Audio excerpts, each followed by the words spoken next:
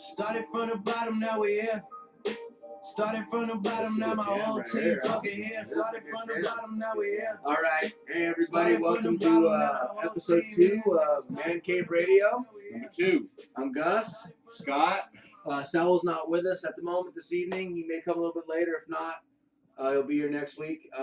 Anyways, we appreciate all the views last week, and we hope you enjoy this week. Real quick here, this is going to be about a 15-20 minute. I realized last week a little too long. We're learning. And what we're going to do is we're going to go ahead and film this for about 15-20 minutes, and then we're going to roll right into a podcast. So our podcast will go over a bunch of other stuff. You can go ahead and look that up on iTunes. We're still figuring out how to get all that stuff done, but it should be on iTunes. We hope you guys enjoy it. Definitely. And real quick, you can also follow me at Twitter. It's at GusBus125. And I don't have a Twitter, but... Oh, I thought you did. I don't have a Twitter. Well, I never used mind. to. I might in the future. That might be something I consider. So we'll All see. right. Well, we'll figure it out. So we're going to go ahead and get right into it real quick. We're going to get into the Niners last week. I know, Scott, you were a little bit heartbroken on that last week. A little bit. I mean, that game kind of made me mad. I mean, here's the deal. Colin Kaepernick came out and, he did what I was hoping he was going to do. He showed, the Colin Kaepernick that we've seen in the past. He did good. The Niners as a whole did good, but in the end, it's just frustrating because the Niners defense they played well against Green Bay, well enough to win, and then when the defense needs to step up, the offense can't. I mean, I don't know. They couldn't get it done in the long run. Their defense just couldn't hold up. Well, I think you thought they were going to win the game outright. I thought it was going to be close last week, but I think that the Niners played really well. They did. I know as a fan it is heartbreaking, but Kaepernick showed some good stuff out there. He really did. The defense, played well, but Manning is Manning. I mean, they're at home. Eli Manning. There's a difference. There is a difference.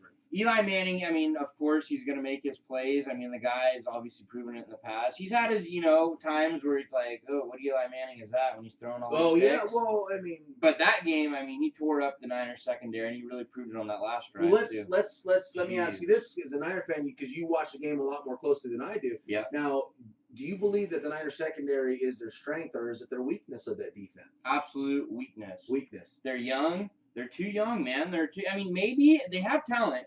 They have young talent. They have guys like Acker. They have guys like Jaquez Tart. They have guys that maybe, another year in the playbook and they kind of mesh more and, learn each other's tendencies and kind of gel together. As you've seen, I mean, look at all these other great defenses that have, look at these Ravens defenses of the past with Ray Lewis. They all just kind of gel together. They always do. So I think it's a weakness right now. I mean, maybe later in the season they kind of shore it up a little better, but for now I think that's their weakness. Okay. Well, you know what? All in all, I know that there's no moral victory in it. Right. And we'll divulge into the Raiders here shortly. But all in all, I got to say that the Niners played well. I was, as a fan of in California, I was happy to see that the Niners played well. That they didn't get smoked. Man, there was a small part of me during that game too. I was like, they're gonna pull away with this one. I thought they were gonna win. But then when I seen the clock, I think there was like a minute 30 something left. I was like, with Eli Manning, I was like, a couple timeouts. I was like, well, then even Collinsworth was saying the only receiver they have right now is Shane Vereen, and you have to double team him. And what were they not doing? They were letting him run free, and Shane Vereen was just killing him. I'm telling you right now, the secondary, like I said, the secondary is kind of broken right now in San Francisco. Hopefully, like I said, they have talent. Hopefully, they can shore it. Speaking of that, Sharice Wright, who played for the Chargers last year, the Niners picked him up in the offseason, was supposed to start this year for the Niners. He requested to be cut. They cut him, and I believe he signed with the Ravens.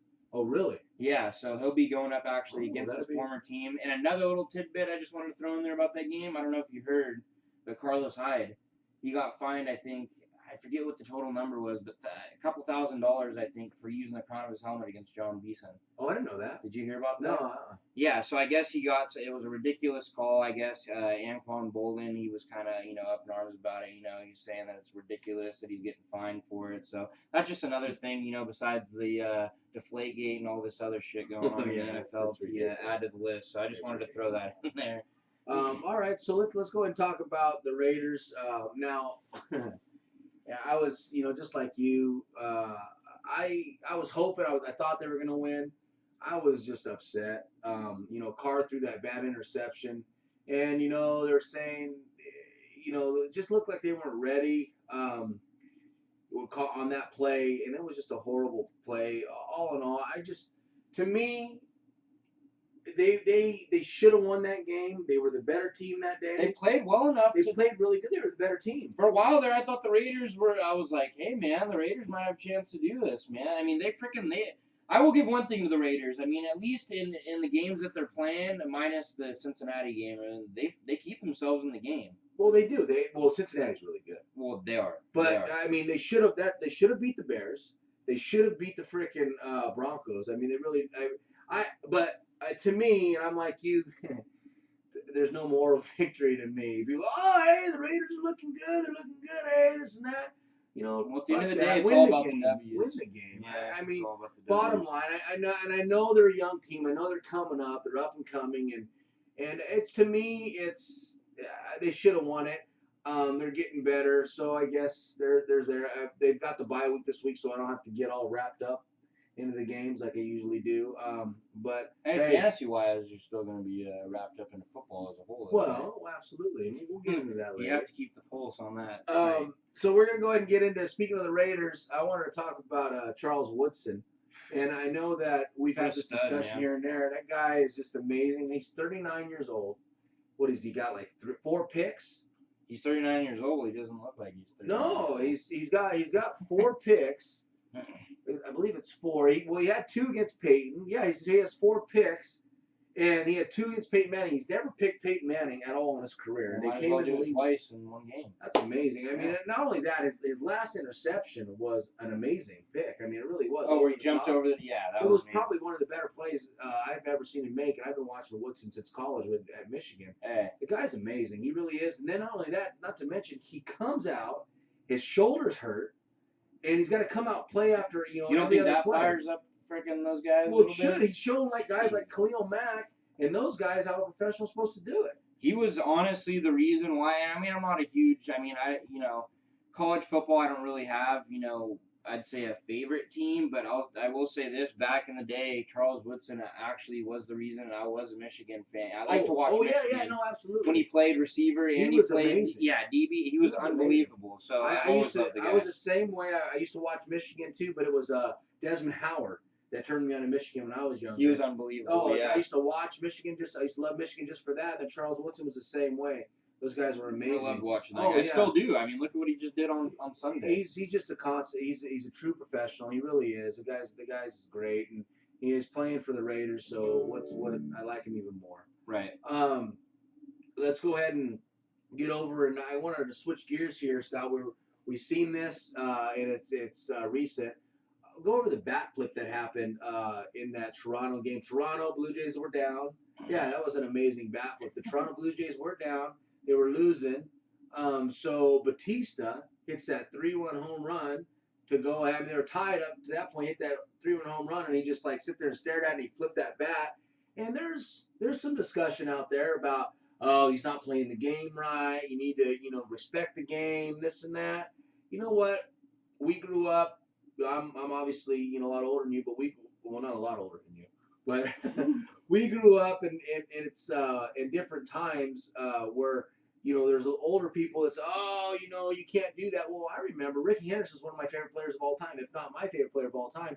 I remember him doing that one where he hit the home run. He used to flip the bat and he used to walk off and do stuff like that. And then Barry Bonds, who's your favorite, I remember him doing one where he hit it and like did a 360. So it's been around for a long time.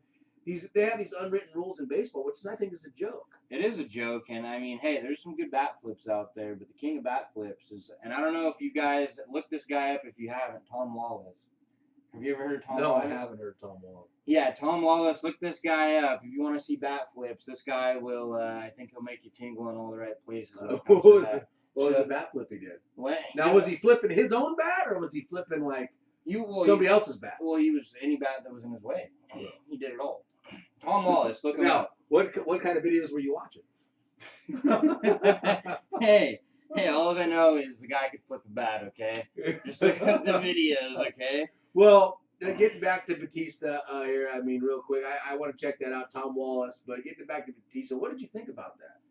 I mean, here's my thing on bat flips in general, and I mean, if you're hitting a home run, which is a big play in baseball, It's a huge play. you should be able to express. I don't give a shit, man. You should be able to express yourself, and I mean, if I was in that situation, hitting a home run in front of all those people in the situation he was in, I mean, yeah, I'd celebrate a little bit. I'm sorry, I mean, I can't contain it. I'm a human being. Well, yeah, My especially in excitement. that.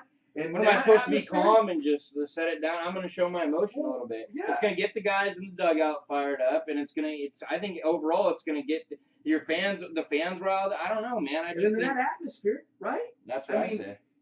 That was probably, besides Joe Carter hitting that grand slam, or that, I think it was a grand slam in the World Series in Toronto. Besides that, that's the biggest one, and the second biggest one in their history. And he not only did he hit it, but he freaking knocked it out the park. Oh, he crushed it. It was amazing.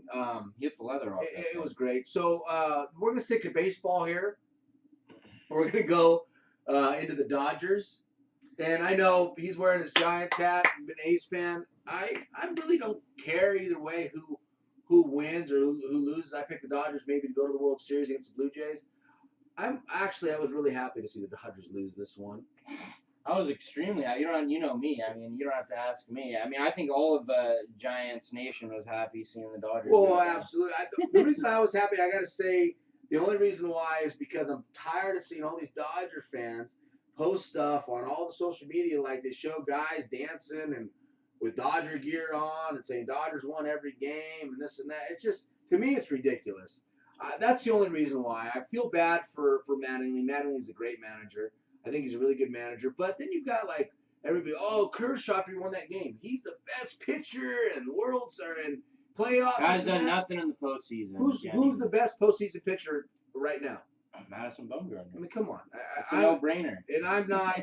I root for the Giants when they're not playing the A's, but I mean, I got no dog in that fight. But Madison Bumgarner is still amazing. Oh, the guy's unbelievable. I mean, look what he did single-handedly, almost won. And look at how young he still is. I think he's only 24 or 25 years old. Yes, he is a young buck. He is a young buck, which means a lot more good baseball. Well, and then was he a Chevy or a Ford? He's a Ford man. Ford man. That's all he drives. Well, there you go. There you go. Ford truck man. And I hear he could split a hell of a lot. Yes, he can. He's got a nice beard on him too. He does. We work with a lookalike. Travis is actually a lookalike, and he'll be coming on the show here hopefully soon. But he's Madison Bumgarner lookalike, just a little bit more chunky. But good guy. Anyways, we're gonna go ahead and get in back into football here. Scott, let's go ahead and go over. We're not going to pick them, and we're not going to go over point spreads or this and that. Let's go ahead and give me your lock of the week this year in football, or this week in football. My lock of the week? Lock of the week. Who do you think's going to win? Lock of the week. You know what? I mean, I'd say my lock. I mean, I know they kind of came out a little slow against the Raiders last week, but I think Denver is going to take it to Cleveland. I think that's a lock. Really? That's your lock of the week? I do. I think so. Yeah. Okay. I like it. I don't know if I like it, but that is your lock of the week. Give me. That's a lock for me. Okay, that is your lock. My lock of the week is it's an obvious one. It's an easy one. It's the Patriots. Oh. Patriots are gonna not. I thought we were picking some that no. obvious. No. The reason I'm saying is this: Patriots are not. They're gonna throttle them. This game right here means so much to Tom Brady and Belichick. It's crazy. They're gonna throttle them. I think that they're gonna throttle them. It's just gonna be a no contest. Give me an upset. So we have to disclude our teams? Yes. This week? Yes. Hand me that. Let me just go over these matchups one more time, just to get a better, I'd say I'd pick my upset pick. I don't know if you, I don't know, man. I'm going to go Bills over Cincy. You like the Bills over Cincinnati? That's my upset pick. So they're going to be. I'm not saying I like them, but they're going to be the second team to lose a game, undefeated team to lose a game this week. I think so. Okay. Maybe the Bills. I mean, I know the Bills. Tyrod Taylor's injured this week too, so that could hamper him a little bit. But hey, it could surprise you. E.J. Manuel could come out next thing you know. Williams could have. Who knows? I mean, that's a good pick. Sometimes you give guys like E.J. Manuel, a second chance. Cincinnati's not going to go undefeated. No, they're not going to go undefeated. They're going to have a week where things break down and they get exposed a little bit. So I don't know, man. I mean, I've been wrong obviously on my gut, but this is just my gut. This is my upset pick, and I Okay. think they're gonna. It's gonna be a close one, but I think something tells me the Bills are gonna edge them out. Okay. Well, I think so. all right. So let's give my upset pick. That's where we're at. My upset pick this week is actually it's your lock of the week. I'm going to go with the Browns over Really? the Broncos. Okay. Yes, I'm going with the Browns That over makes the it a little Broncos. interesting. Okay, I like it. I think that I think that the Browns the Broncos are right for an upset. I think the Browns are ready. I like it. I think it's gonna be definitely an upset. Hey, the Browns have a good defense, and whenever you have a good defense, you know, a Yeah. defense that's decent enough to keep you in ball games, that's all you need, man. You know, and they could still make it happen, you know, on offense. So we'll see. It could be a good game. Yeah, it could be a good game. I'm looking forward to it. Well, hey guys, we appreciate you guys for tuning in to the YouTube. Guys. Join us on the podcast side. We'll continue this discussion. Make our picks. Go over a bunch of good stuff. We appreciate everything. Comment. Let us know what you think. All right, guys. We'll see you next week. Same time, same place, same bad channel.